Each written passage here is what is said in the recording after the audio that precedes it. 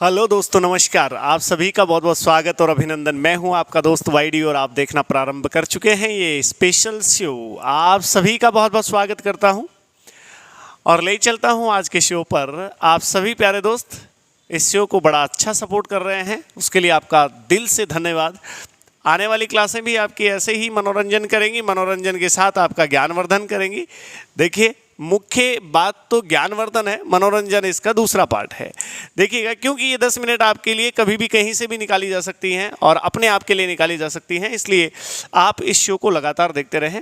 10 minute में 10 प्रश्न हम करते हैं और आज मैं लेकर उपस्थित हुआ हूं आपके लिए एक ऐसा टॉपिक जो हर परीक्षा में अति महत्वपूर्ण होता है। टॉपिक का नाम है वाक्यांश के लिए एक शब्द। यानी एक वाक्यांश दिया हुआ होगा और परीक्षा में उसका आपके उस वाक्यांश के लिए एक सही शब्द आपको पूछा जाएगा कि कौन सा सही शब्द इसके लिए प्रयोगित किया जा सकता है। तो चलिए, बिना किसी देरी के हम अपने सवालों पर चलते हैं। 10 वाक्यांश हैं और इनकी सबके हमें पता होने चाहिए कि क्या इनके लिए एक शब्द होगा। देखिएगा, पहला, जिसका निवारण नहीं हो, आप इसको अंग्रेजी में कंपल्सरी कहते हैं। जिसका निवारण नहीं हो उसे हम अनिवार्य कहते हैं। तो यहाँ पर ध्यान रखिएगा, इसका जो एक शब्द है वो क्या बनेगा? अनिवार्य। क्या बनेगा? अनिवार्य। देखिएगा, सुनिएगा, समझिएगा दोस्तों, क्या है? जिसका कोई निवारण नहीं हो, जिसे टाला नहीं जा सके, वो अटल होता है। लेकिन जिसका कोई निवारण नहीं हो, उसको रिप्लेसमेंट का उसमें ऑप्शन नहीं हो, तो भैया उसे हम कहते हैं अनिवार्य। क्या कहते हैं? अनिवार्य। क्लियर है? ठीक है। अगला सुनना, जो व्याकरण का ज्ञाता हो, जो व्याकरण जानता हो, जो आप जैसा विद्वान हो, उसे हम एक शब्द में पुकारें तो किस नाम से पुकारा जाएगा? क्या कहा जाएगा? तो आपको कहना है, जो व्याकरण का जानकार हो हम उसे व्याकरण कहते हैं। क्या कहते हैं?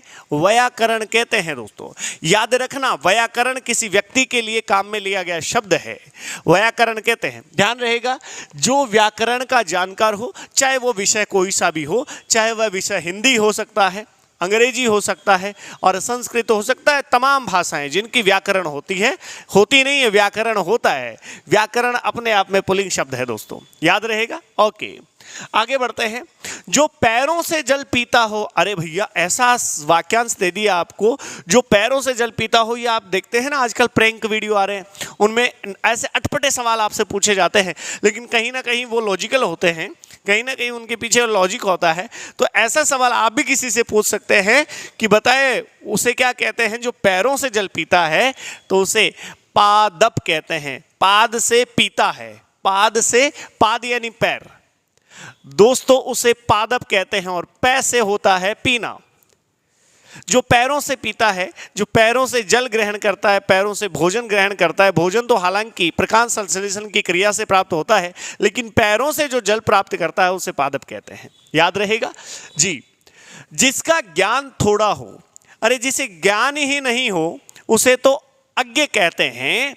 जिसे बहुत अच्छा ज्ञान हो उसे विज्ञ कहते हैं। विशेष जानकारी जिसके पास में है उसे विज्ञ कहते हैं। लेकिन जिसके पास में कम ज्ञान है, अधजल घघरी वाली बात हो जाए, तो उसे क्या कहते हैं? अल्पज्ञ। अल्प का अर्थ होता है थोड़ा और ज्ञ का अर्थ होता है ज्ञान। ठीक है दोस्तों, जिसे कम ज्ञान है उसे कहते हैं अल्पज्ञ। अगला देखें, जो अधिक बोलता हो, जो आवश्यकता से ज्यादा बोलता हो। ऐसे कई लोग देखे होंगे आपने जो आवश्यकता से अधिक बोलते हैं, आवश्यकता से ज्यादा बोलते हैं। उनके लिए कौन सा शब्द काम में ले सकते हो? एक ही शब्द अगर आपको उसे अभिहित करना है, संज्ञायित करना है, तो कौन सा शब्द आप बोल सकते हैं? तो कहेंगे कि जो अधिक बोलता है वो वाचाल है। कैसा है दोस्तों? वाचाल है, वाक्पटु है। बोलने में माहिर आदमी को वाक्पटु कहते हैं। जो बोलने में तीव्र हो, तेज हो, उसे वाक्पटु कहते हैं। लेकिन जो अधिक बोलता है उसे वाचाल कहते हैं। याद रखना, जिसका कोई शत्रु, जिसका कोई शत्रु ने जन्मा हो, जिसका कोई शत्रु पैदा ही नहीं हुआ हो, उसे किस नाम से जाना जाता है? तो एक आपने एक इतिहास में एक पात्र का नाम सुना होगा, अजात शत्रु। क्या? अजात शत्रु। अजात शत्रु। तो याद रखना दोस्तों, उसे क्या कहते हैं? अजात शत्रु। याद रहेगा जी। यहां पर देखना, पीछे पीछे चलने वाला, पीछे पीछे चलने वाला, आप यूं कह सकते हैं, फैन नहीं कहेंगे उसे, फैन अलग मसला है। पीछे पीछे चलता है उसे अनुगामी कहते हैं। अनुगामी, अनुसरण करने वाला। तो याद रखना, पीछे पीछे चलने वाले के लिए कौन सा शब्द काम में लेंगे? अनुगामी।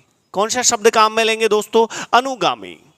आगे आगे चलने वाले के लिए कौन सा शब्द काम में आता है? अग्रगामी। अग्रगामी। अग्रगामी किसे कहते हैं? जो आगे आगे चलता है। अनुगामी किसे कहते हैं? जो पीछे पीछे चलता है। रावचंद्र सेन महाराणा प्रताप के अग्रगामी हैं। महाराणा प्रताप रावचंद्र सेन के अनुगामी हैं। वो उनका अनुसरण करते हैं, पीछे पीछे चलते हैं। राइट।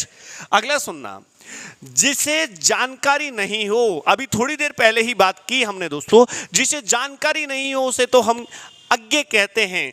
ए यानी नहीं और गे यानी ज्ञान, यानी जिसे कोई ज्ञान नहीं है, उस विषय के बारे में कोई जानकारी नहीं है, उसे हम अज्ञे कहते हैं।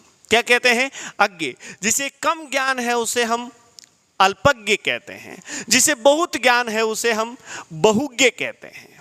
राइट। और जिसे विशेष प्रकार का ज्ञान है उसे हम विज्ञ कहते हैं।